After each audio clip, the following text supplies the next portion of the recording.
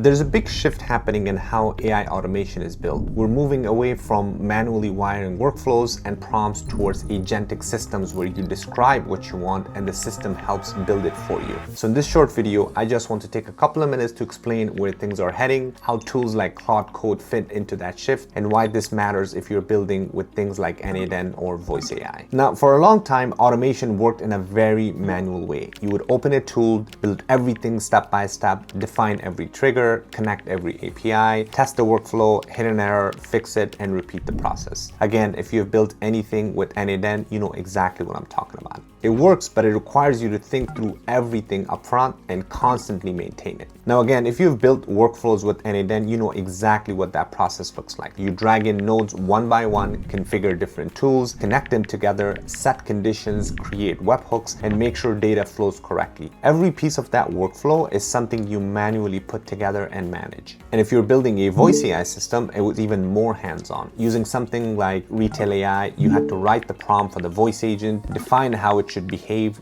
build out the functions it could call, and then manually connect that voice agent to something like n8n. That meant setting up webhooks, passing data back and forth, mapping fields, and making sure nothing broke when usage increased. That was just a normal way of doing things, and if you have done it before, you know the hardest part wasn't just clicking the buttons. The hardest part was holding the entire system in your head, thinking about edge cases, failures, API limits, and what happens when something changes later. So what's changing now is how much of that manual work you actually have to do. Instead of starting by wiring everything step by step, you can start by clearly defining what you want to build. That's really what people mean when they talk about agentic workflows. At a simple level, an agent is just an AI that can plan and take actions for you. You don't tell it every step, you tell it the goal, the tools it's allowed to use, and the rules it has to follow. From there, it figures out how to make that happen. And this is where Claude Code comes in. Claude Code lets you work with an AI agent inside a real development setup, but without you having to write code line by line or manually wire everything together. Instead, you describe the system you want to build, and Claude asks you questions to clarify things, plans the logic, and starts building that pieces for you. So when I say something like you give the agent access to your APIs, all that really means is that you allow Claude to work with the tools you already